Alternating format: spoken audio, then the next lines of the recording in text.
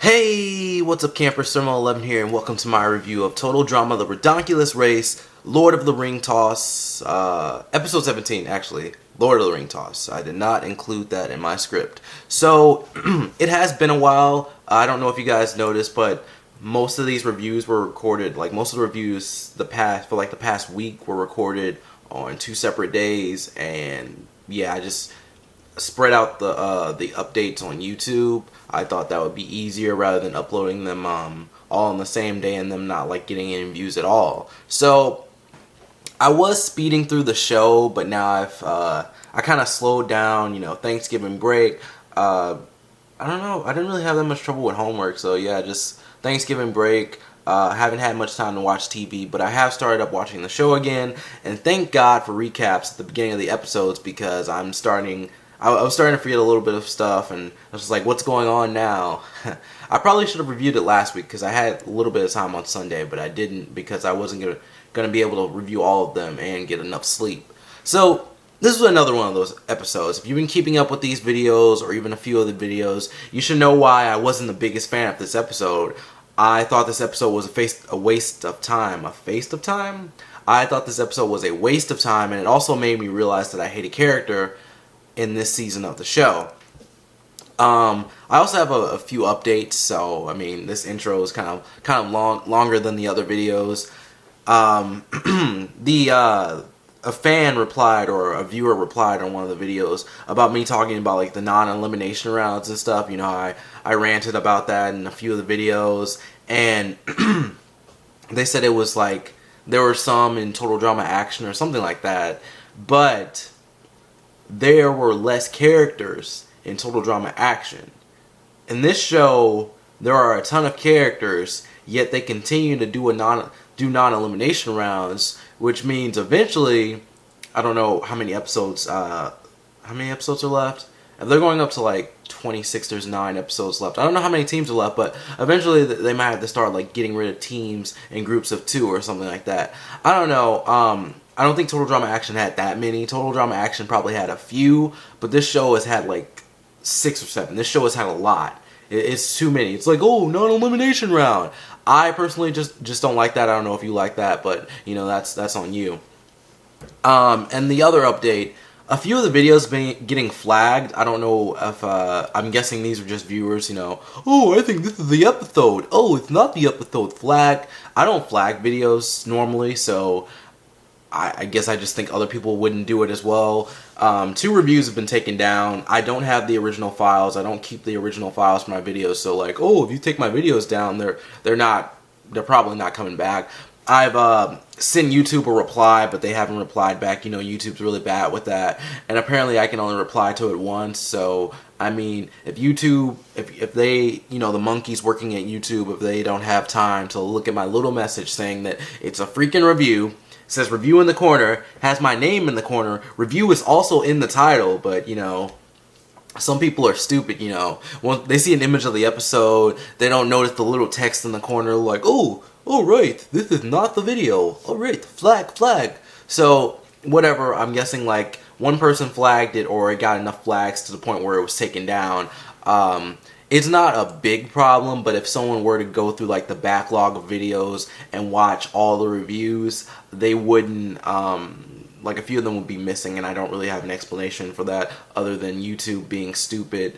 And they even said that they reviewed I know I'm taking a while with this, but they even said that they reviewed the content. That's the part that I don't get, you know. You reviewed the content, but it does say review in the title. I also make it a point to put review in the corner now, and I also put my name in the corner of every video.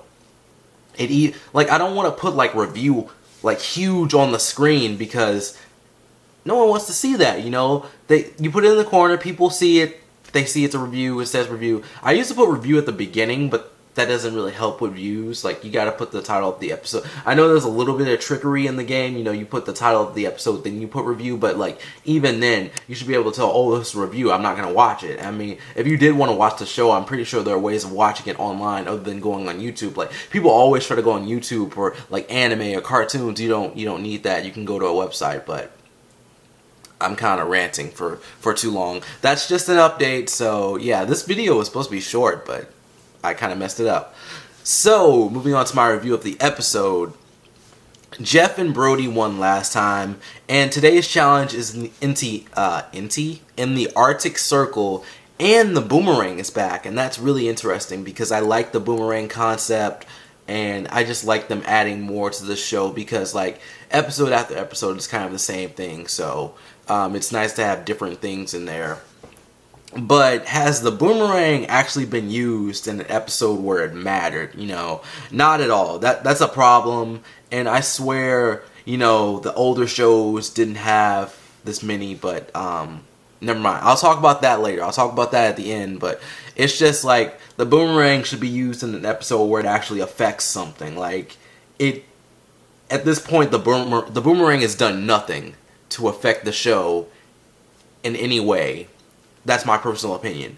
And this episode has been shown so much via commercial that it was obvious that Jeff and Brody wouldn't be going home for a while because they always show promos from this episode and Jeff and Brody are like in the snow or whatever. So, yeah. So, I kind of hate Stephanie, you know. She sucks. All she does is complain. She blames Ryan, and she's not even right on most of the things that she's complaining about. And it's pretty childish. Like, if it was just for a few scenes, I guess it would be okay, but, like, it's just non-stop. Like, it's constant. Like, she's the type of person you just want to punch over and over again just to get them to stop talking. Like, she is that annoying. And I think at one point in the episode, they were on like a snowmobile. Like, Ryan, you should have just pushed her off. Like, who cares? Because they seem to show like her hitting him, but they won't show him hitting her because, you know, like domestic abuse. Men abuse women. Women don't abuse men. Men are clearly stronger, so they cannot hit women. Like, I mean, it's not even abuse. It's just like revenge. Like, she's hitting him. Like, why can't he hit her?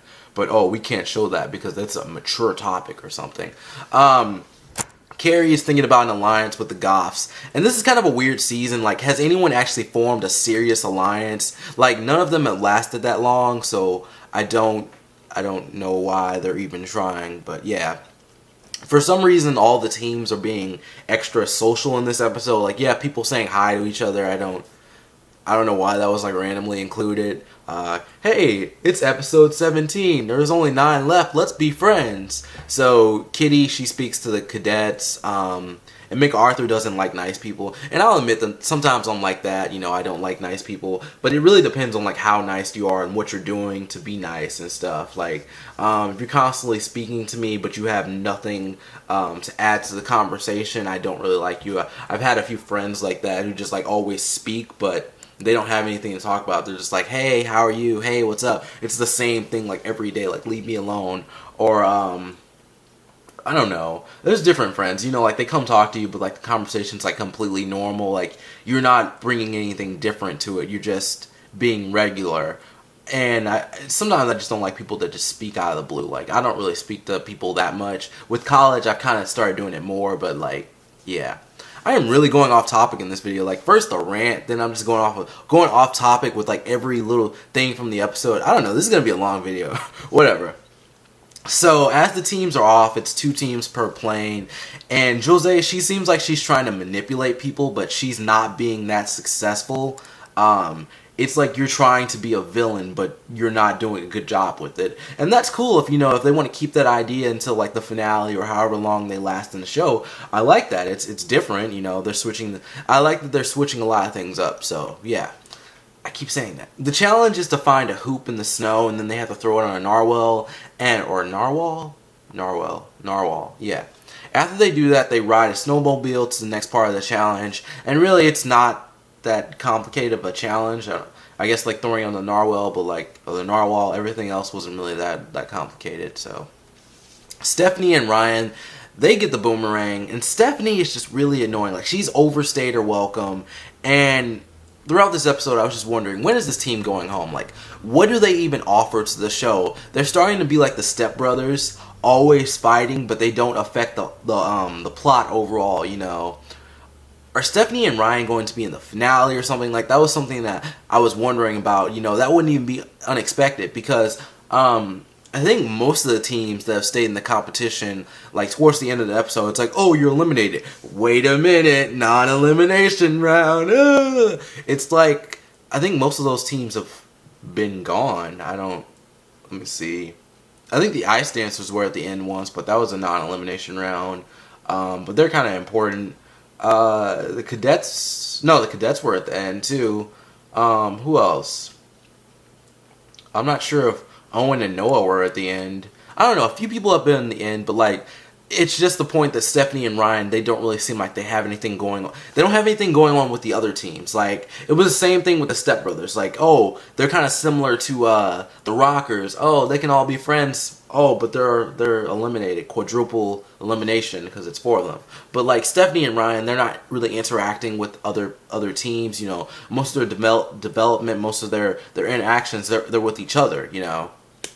You got the little thing with like Junior being with them for a little bit, you know, him talking to them and stuff, and them just constantly arguing. So it's just, I wouldn't expect them. It wouldn't be unexpected to see them like last a long time, considering how long they've been in the show, even though they're not offering anything. So yeah, but I also wouldn't be surprised if they went home because it's the same thing. They're not offering anything.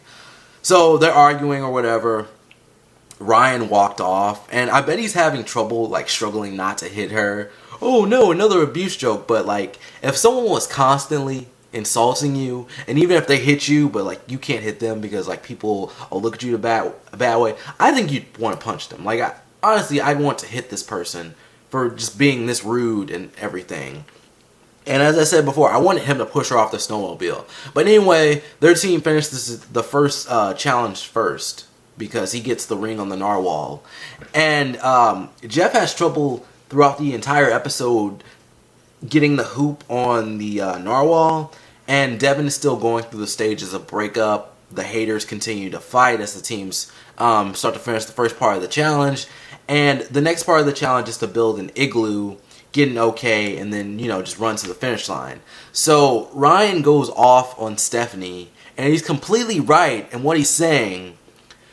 But she boomerangs him. They had the lead. How can you be so stupid? Like, you deserve to lose. You boomeranged your own teammate. While it was interesting, it was very stupid. Like, if this was used on another team who I would say have better relationships with their partners, it would have been different. It would have been unexpected. But like, this was unexpected as well, but it was just kind of like, it's stupid. It's really stupid.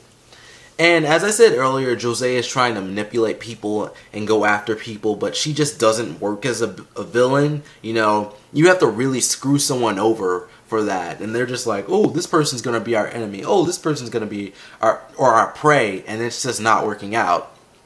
So she kind of inspires Jeff after like going after him and Brody. She said something about their relationship. I believe she said Brody was complaining about Jeff, but that obviously didn't happen. Like, they were both just kind of sad of the whole situation. And I thought it was pretty cool. Like, she says like some stuff, like she says that to Jeff, and then he starts building faster. And you can't build an igloo like that, but I still like the part that you know, she kind of inspired him rather than like, it had the opposite effect of what she wanted to happen. That's what I liked about it. And the surfers share a moment with Don like before, you know, when they finish the challenge and they hug him and everything, you know, bro time. And the Ice Dancers get they get second place. And Jose, she murders a snowman. Emma wanted to help Noah and Owen, and I don't get this, girl. Like, you want to win, but you want to help them, and it makes no sense because you want to be above Noah, but you're still willing to help him. I don't know. I don't get this whole relationship. It's very weird, but we'll see how it goes probably within the next few episodes. And the teams start to finish the challenge. The haters and the cadets are in last place, and they both finish at the same time and race to the finish line. But they hit some snow and they roll into this. They start rolling into a snowball to the finish line. The cadets get out first, and the haters lose. But guess freaking what? It's a non-elimination round. Oh my god! Yes, we needed this. This team is so important to the plot. Yeah. I'm sorry. I just don't like non-elimination rounds. The one person that just didn't like the comments about the non-elimination rounds. I just don't like it. It's been done too much in the show. This show is too long to have this many non-elimination rounds. Like, you could have brought a team back. I would have been cool with that if you brought a team back or something like that, or you brought someone back from the earlier seasons. I would have been cool with that. But like, this is not cool. This is not alright. This is I sound a little bit Australian for a second. This is not alright. This is not alright at all. Okay, it's not okay. This was just a weird episode for me because the haters got the main focus and they don't really need it. They can kind of carry the plot, but they're just annoying to watch. And the fact that they didn't lose in this episode also upsets me a little bit. And I'm just tired of these non-elimination rounds. There's too many, and this brings the number up to about 7 or 8. Like, how do you always run into problems with this show?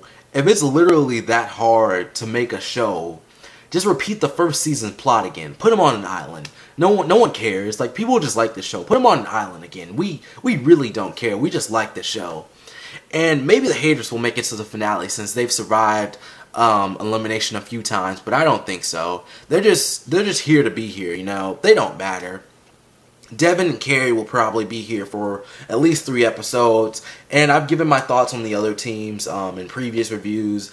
I don't really remember exactly what I said, but like, I feel like Owen and Noah, Emma and Kitty might be gone once the romance thing is done. I don't think that team's really gonna make it to the finale, even though I want them to.